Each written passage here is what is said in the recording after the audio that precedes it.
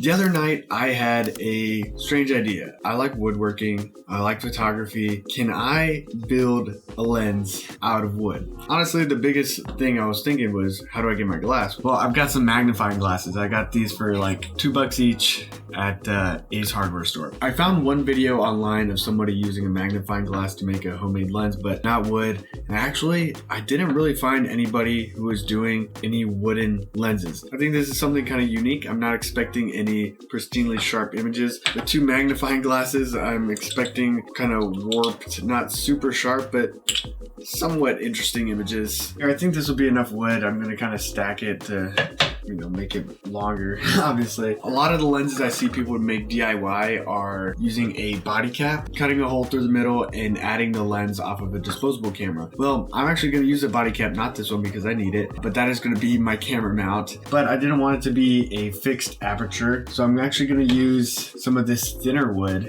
and I think I'm gonna make different little slats that you can slide into the, this will make more sense, but different slats that you can slide into the lens with different size holes. That is how we're gonna control the aperture. The first thing I wanna do is take the handle off these magnifying glasses. Makes it easier. Oh, actually, if I do that, I can just take the glass out. This will be my lens. I probably need to clean these, but that actually makes it a lot easier. So I think what I can do is make a hole big enough for the glass to fit in, make a thinner piece with this that will hold it in place, and then we'll go from there. Does that make sense? Probably not. I'm not really good at explaining these types of things. One thing I can say for sure is this is gonna be a beefy lens.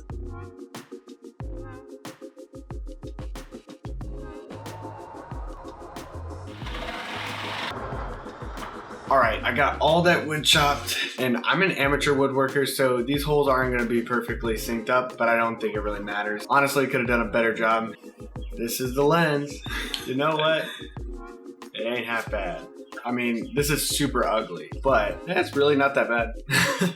I've glued together kind of two different parts of the element, sort of locking in the actual glass. What I want to do now is just experiment on the sensor, just holding it up to the camera with a few of the slats that I have. I think the other little slats are not gonna affect it much, so I've chosen the smallest three. I'm thinking of having glass, tube, slat, tube, glass. All right, so if I hold it up here, is it gonna line up well enough? Yeah, nothing's in focus. Let me go ahead and put one slat here and the other glass. Okay, I'm seeing something, but it is extremely out of focus. All right, maybe the glass is too close to the sensor, so I'm gonna do tube, glass, slat, tube, glass. Whoa, that is way better already. Obviously it's not perfectly lined up. It's actually like I can see the camera that I'm shooting on.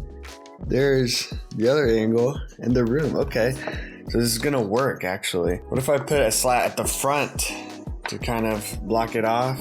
You know what? I think that's gonna do it. Maybe if I put two slats in the middle, it'll be even better. Cut as much light will create the focus. Yeah. It's hard to really tell right now. Maybe if I hold it and I'm looking at the camera, it's way more focused than it was before. It's actually decently in focus. So I think once I line everything up, it's actually not going to be that bad. Definitely a fixed focus distance, which just so happens to be just about from where I am now to the camera. I want to say that's like between 5 and 10 feet, maybe. Yeah, this is kind of cool. Definitely vibey, a little bit, blurry. I don't think it's going to work out to change the aperture too much in the end, but that's fine. Once everything is all glued, then I can start messing around with it. All right, so I've got everything all glued up pretty well anyway. I'm gonna try and sand this up to try and make it a little bit better, but before I do that, I can't wait. I just wanna get a little bit of, proof, did this work? So I've got the body cap here attached, super glued. Got my camera. This is a Lumix GH5. And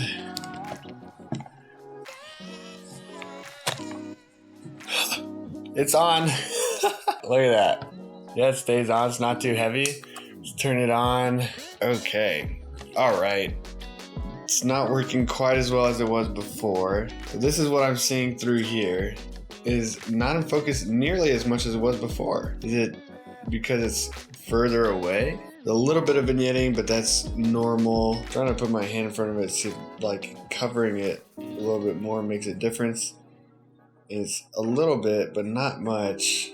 It's a little bit disappointing. Problem solving time is here. So I think what's happening is before it was focusing 5 to 10 feet, but now it's focusing a lot closer. So if I go over here, she's in focus a little bit. So that's about 3 feet maybe.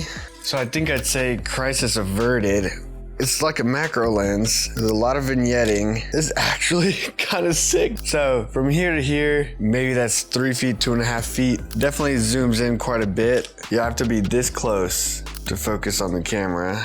For a second there, I was like, wait, it's not working. But man, it actually works. That's crazy. I'm actually very pleased with myself that I was able to do this. I'm just gonna take it out and take pictures outside like I normally would.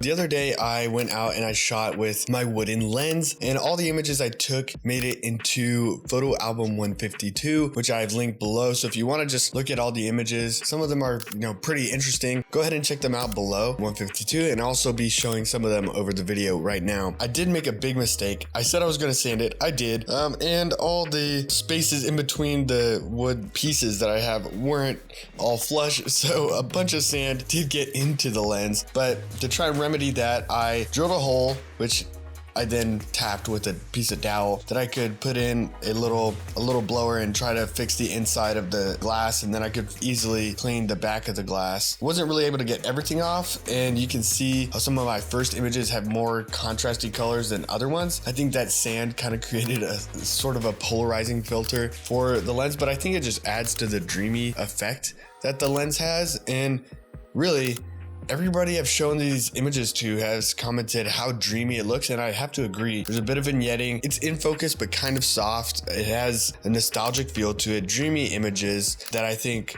are really interesting. The first thing to note with this is because it can only focus at a certain distance, very fixed focus distance, and it's not like infinity focus, for example, like the Pocket Dispo or a lens like that. You have to move around a lot to get shots, and you have to move yourself physically. I was, moving into bushes, out of bushes, just all the way around, and I actually really like that because I think sometimes we can get a little lazy and zoom in on an image or just stand in one spot, spin around 360, take whatever shot, move around, and do the same thing over and over again. This really kept me exercising my brain and my body to actually get, good shots. Hopefully good shots, but different shots, not just the same thing. And it keeps me creative. I think this was a really fun, good experiment for me to try and take on. It does provide some decent images and in a unique, interesting way. Obviously, I'm not going to use this lens every day.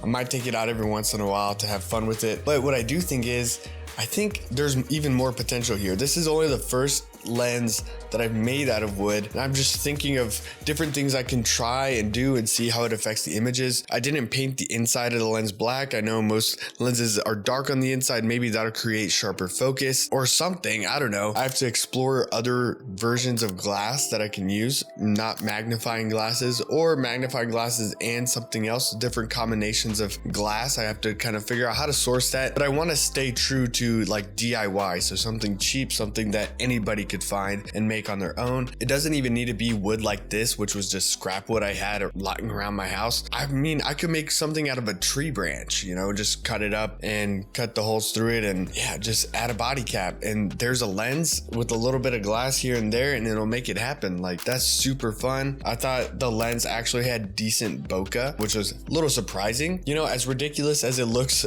walking around a little bit, it's kind of ugly, but actually it's interesting looking. I'm very pleased that I had an idea and I was able to kind of turn something into it. A little bit of trial and error, as you saw at the beginning, and that's what creativity is about. So you can steal my idea. I'm telling you now, you can do it. Go ahead and try something new. It doesn't have to be wood. Try a cardboard lens. Try anything. Try a Lego lens. You know, whatever you want.